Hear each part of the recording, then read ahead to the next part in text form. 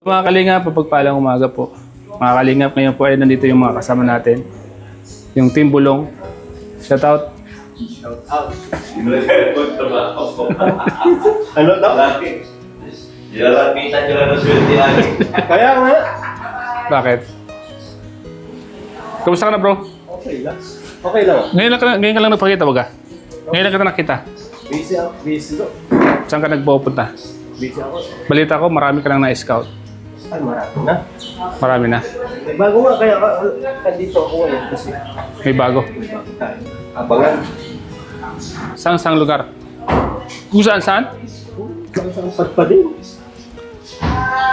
Nakarating na ako ng ano. Ano ba yun? Saan? Party Tanaga na. Sipokot?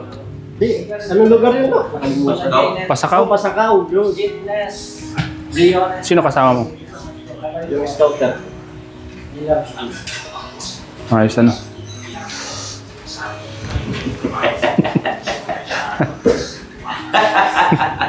Ito simple lang tanong. Wala naman talaga. Simple na talaga. Walang-wala na eh. Wala eh. Focus sa ano, pag-scout kami. Kaya nga. Busy lagi. Wala. Hirap bagas. Pag kailangan, tsaka kami nandito. Kano na rin ang gagawin ko ngayon. Wala nang kinikita. Kaya basta. Ano? Wala nang kinikita. Kaya basta. Di yata ako makaabot na. Hindi ko yata maabot yung puta ko 20 mil. Paras tayo. Yung IT ko 20 mil. Paras tayo. Editor ko 20 mil. Di wala na akong nasira. Sa akin nga, 15 ata, pahirapan pa. 15 mil, pahirapan. Okay lang yan. At least wala naman kayong inuhulugan. Wala, bahay. Hintay, mga baon sa eskwela. Ano pala yung sasakyan kung bagong kuha ulugan man yun? Ayong sa anak mo. Wala magulong nila. Ako din. Bagay, tsaga lang. Makukuha na rin yan. Pwede kitang i-vlog. Pag ano ka, sayaw ka ng naka-brief lang. Pwede man. Ate tayo sa kita. Pwede man. Kahit ano, content creator baga tayo. Eh, malampot ang katang ganong-ganong. Kahit ano, pwede nating gawin, di ba? Basta hindi tayo nakakalamang sa kapwa. Tapos lagyan mo ng talong yung para lumaki man ang masyado. Pwede man. Sabi ko, sketch. Shout out sa mga naghahanap ng talong.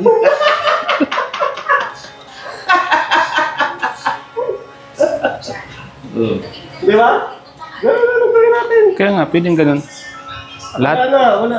Kung sa akin, pag nag-scout ako, pinakamataas na views. 10,000. Eh yung 10,000 na yun, magkano lang views? 300. 300 pesos. Tapos magbigay ka ng, sabihin na ako kasi pag nag-scout ako, 500 lang eh.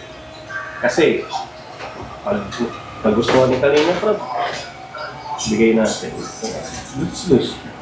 Matulungan, nahanap ko sila. Kumbaga parang yun na yung stepping stone para mabago ang buhay. Pero na-check yung channel mo, okay naman yung mga views mo baga. Okay naman. Okay naman. May views man. Lalo doon sa magkakapatid na mayayain. Oh. Malakas. Lupa lang. Oo. Malakas ka baga doon. Naghahanap ng lupa. At least, di ba? Kahit pa paano. Pero tayo naman, kahit naman pwede natin gawin. Basta di tayo nakakatapak ng tao. Ito si Dr. Love, bibisita ko yung channel ito, talagang Wala. consistent yung mga views niya. 10,000. Yun, dami nakakapanood sa'yo. Kahit kalsada, biyan siya yung title niya. Kalsada, ano? Di ko naman masisisi, content creator eh. Ay, wala problema. Kahit naman ang ititle natin, si Ivana Alago, kahit wala mo siya. Pag-usapan lang natin, pwede yun. Di ba? Kaya nga, At least nandun sa usapan. basta yung ginagawa natin, hindi tayo nalalamang sa kapwa, no? Hindi sa mga ganyan ginagawa. Hindi vlog. Hindi content creator sa. Pero tayo, intindido natin yan kasi, siyempre, kailangan natin eh. Oo, Kailangan natin gumawa ng Tsaka yung ano, yung magiging Content creator tayo eh. kung saan ka kikita o saan ka dadubugin ng mga viewers. Clickbait man yan o ano, problema kasi channel mo yan eh. Channel mo yan. Kahit anong gawin mo dyan, pwede. Huwag ka lang gumawa ng ano, issue sa mga beneficiary. Yun ang maganda doon. Basta't yung lahat ng sinasabi mo ay kagandahan lang sa topic mo sa vlog mo.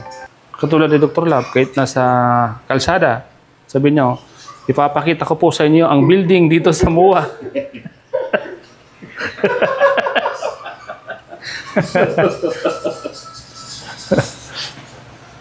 Ay, chat na si Kalinga Prab. Sabi? Mamaya. Hintay natin. Tingnan natin. Kumusta naman yung tatlong magkakapatid na mayayain? Okay na? Eh, malaki na lang pinagbago nun. Malaki. Malaki na yung pinagbago ano? Kasi nung pagpunta namin doon, talaga nakakausap na sila. Nagmamano na, nakangiti na. Mula nung nag-ano sila, nagtutura. Okay. No. May na sila? May tutor na sila? Personal tutor? Oo, personal tutor. May tutor sila ng ano, sa school. Kaya, yun na, ano, nabibuild up for na build yung ano ng tawag dyan. Computer. Kailangan nila yun eh. Kasi yun naman talaga dapat. Para mabago naman yung pamumuhay nila. Lalo sila. Yung tatlong babae pa naman sila, di ba? Kailangan nilang mag-improve. Magaling naman, matalino naman yung kaso yun nga talaga kulang sila sa kulang sa ano ng magulang kasi siyempre nasa bundok, di ba? Hindi sila na masyadong bibigyan atensyon. Hindi na po ako siya, binibigyan ng atensyon. Sa pag-aaral, lalo na yung sa pakikipagkapwa-tao, kasi baga puro niyog at mga punong kahoy lang ang nakikita. Pero ngayon, malaki rin pinagbago. Ano masasabi mo sa mga viewers ng tatlong magkakapatid na ngayon ay may mga pagbabago sa kanila? Mga viewers pa ang umasa. Ay, salamat sa mga viewers kasi yung iba naiinis na, yung iba patuloy pa rin sa patuloy pa rin sa panonood kahit naiinis na. Pero ngayon naman po ay malaking improvement kasi nakikita natin ang mga kumbaga unti-unting na build up yung kanilang tawag dyan, yung tiwala sa sarili. Nag-improve na, no? Oo. Tapos yung sa pag-aaral, siguro ngayon nag-aaral na sila. Kaya salamat po sa mga viewers na kahit yung iba naiinis na wala daw ano. Pero salamat pa rin kasi nanonood sila sa vlog ni Kalinga. May lupa na sila, di ba? Hindi pa nababayaran. Pero marami ng lupa doon. Pwedeng bilhin. Kaya sa baba, may mga nanonood dyan na sa vlog mo, makatulong sila sa pagkaroon ng lupa ng mga mahihiyain. Di ba? Kasi yung mga viewers natin na andyan lang yung nag-aantay lang na makatulong sila doon sa lalo-lalo na sa mga beneficiary ng Kalinga. Diba? Baka may nagustuhan sila. Magtanong tayo doon sa mga walang-wala talaga. Baka gusto nilang tumulong. Oo, yung sa walang-wala lang. Yes, Yung mga hindi napapansin, di ba? Yung mga hindi napapansin na beneficiary na wala talaga, na walang sponsor. Mahirap kasi yun. Tulad sa akin, marami akong beneficiary na hindi ko na nababalik. Wala man tayo pagtulong pa. Pero parehas-rehan, pag nagkaroon tayo ng magandang views, lahat yun, babalikan. Kung naman yan eh, no? Ngayon kasi, siyempre, di naman ganun kalaki yung kita natin. Kaya kung meron man tayo minsan, talaga nakakatulong tayo. Pero pag wala talaga. Lalo yung ibang beneficiary ko na, hindi ko na ibang vlog, nagbibigay na lang ako. Pag may sobra sa akin, daan. Diba? Kasi, nakakaawa ko. Hindi na At least may inaayabot kahit pa paano, di ba? Oo, yun lang importante. Importante doon. Malaking bagay na sa kanila yun. Yung maiabutan mo ng kahit magkano. Kaysa sa wala, di ba? Kahit minsan, 200, 300. Pag may sobra, Pag may sobra at nakakalog-log, malaki. Pero pag walang-wala talaga, mataas na yung 500, minsan 300, minsan bigas. Basta't may abot lang. Di lang sila, di lang nila maisip na nakalimutan mo na sila. yun. Kahit pa paano meron, kahit pa paano pa rin. Kahit pa paano may naiabot ka. Yan, mga kalinga po. Si Dr. Lab yan, walang problema yan. Bakit wala problema? Lahat tayo may problema. Hindi lang halata, no, Dok? Di lang halata, ano? Tinatawanan ko lang. Ha? Tinatawanan ko lang yung problema. Niyaan ko na yung problema sa akin. Mahirap naman kasi yun. Masyado mong dibdibin yung mga problema na dumarating sa buhay natin kayo. Kasama naman talaga yun sa pang-araw-araw natin ginagawa. Pag wala kang problema, ano ka na eh? Abnormal ka. Oo, abnormal yun pag wala kang problema. Tama. Kaso lang yung tayo naman kasi marunong tayong magdala sa problema. Hindi natin iniisip. Baga, inisip natin. Kung isipin natin, wala din naman mangyayari, no? Totoo. Lalo pati pupupo si Luke, ano? Ha? Lalong pupupo. Wala na bumabata. Kaya nga, bumabata. Ano ba sikreto mo, Dok? Ba't like yung bumabata? Ano? Alam mo. Ano? Snap! Kasi, Boses. kahit hindi tayo nagkakasama, lagi kong binibisita yung mga channel nyo. Lalo ka na. Tapos ito. Sabi ko, kahit wala to sa Kibos palagi, ang tataas ng mga views nito. Eh kayo. Baga, hindi ko na malaman kung ubos na nga yung kalsada dito sa dahil sa kakablog ko eh. Yung ibang kalsada na simento na, yung ang laki na pasalamat ng mga tao dyan, di man lang marunong magpasalamat ng mga tao dyan sa basot. Binablog ko yung kalsada. Ngayon, simentado na. Tapos yung papunta naman doon sa pinuntahan ko na rough road talaga yung pinapahayang ko. Simentado na rin ngayon. Binablog ko lagi yung kalsada. Lagi kasi nakikita sa vlog mo lang. Nakikita sa Rough road eh. Dahil dyan na naging mayos yung kalsada sa lahat ng pinupuntan mo. Dapat magpasalamat yung mga nakakasakop doon. Ay, di man lang nila naintindihan na. Bakit hindi ka naman kilala? Yun nga lang. Kaya hindi sila nakakapagpasalamat. Dapat daw, nakapagpasalamat naman sila. Dahil kayo, nagawa itong kalsada na ito dahil. Dami kasing doktor eh. Oo, Hindi na alam kung sinong doktor ang pupunta. kaya nga. Kaya kahit pa paano, nakatulong ka, no? Di man nila alam. At kahit pa paano, Sa social media, nakikita kasi ng tao. Yung kalsada dyan, ang dinadaan lagi ng mga vlogger. Ang pangit. Paggawa na nga natin yun. Walang wifi. Ginagawa. Ayan, Dok, ano yung... may share mo sa akin ngayong araw na ito, Dok. Kumusta yung mga buhay-buhay mo pala nung hindi tayo nagkakasakasama? Naman, busy lang ako dun sa mga ginagawa ko araw-araw. Mga pagtulong natin tuloy-tuloy. Siyempre, kailangan natin balikan at balikan. May Diyos maniwala. Yung mga tinutulungan natin, tuloy tayo nagpapatuloy. Nagbibigay ng tulong. Tuloy pa rin, ano?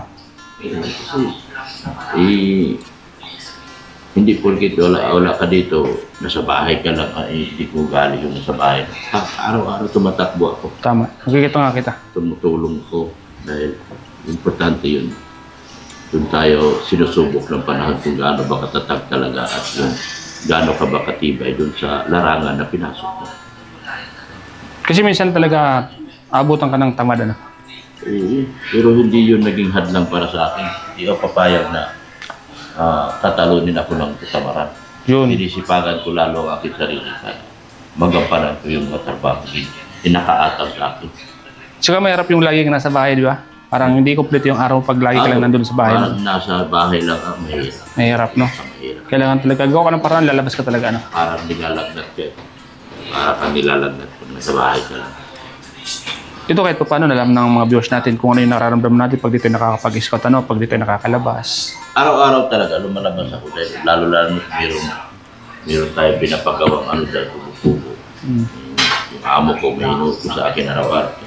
Nasa labas pa lang. Obligado talaga nasa labas ka araw-araw. Ayan. Pag natapos naman yun, makaluwag-luwag. Sige, Dok. Anong may papayo natin, Dok, sa mga sumusuporta, lalo sa EDSA? Compounder. Manatili lang tayo kalmado. Iwasan natin yung mga negative issues. Huwag tayong maniwala doon sa mga kwento-kwento ng mga Lalo na yung mga baser. Kasi yung baser talaga, wala namang ibang ginagawa kundi yung kasiraan ng lagi ng isang tao. Tuloy na sa suporta at lalong palaguin natin yung tunay na pagmamahal natin sa ito. Yun. Kasi alam ko marami nagmamahal sa'yo dahil ano mat mangyari talaga, andyan ka sa Idsay, di ka talaga, kumbaga, patuloy ka nagbibigay ng update sa kanila, sa lahat ng mga viewers. Man lang yan dahil naiatang na sa atin tapos na yung bahay. Yung mga natitirang paggawa dyan, nakaatang sa atin natin. Kaya laging aktibo tayo dun sa pagtulong at paggawa ng mga inuutos sa atin. Tsaka dapat laging ina-update kasi dapat alam nila yung mga nangyayari. Manatili ba talaga dyan, may Diyos man siya, wala. Tuloy sa pagtulong, Tuloy pa rin. tuloy sa pag-update dun sa mga pangangailangan nila sa araw-araw. Salamat, Doc. Salamat, Doc, sa konting oras na Thank you so much. pagsagot mo sa mga tanong ko. Wala namang problema. Lahat naman ng anytime naman, pag kailangan mo ako, anytime nandiyan lang ako. Hindi naman ako tumatakbo, hindi naman ako lumalayo. Basta, kausapin mo lang ako at tatanungin mo ako, handa po ako sumagot sa lahat ng bagay na mga tatanungin. Yun po si Doc, mga kalingap, mga ka-Idsay,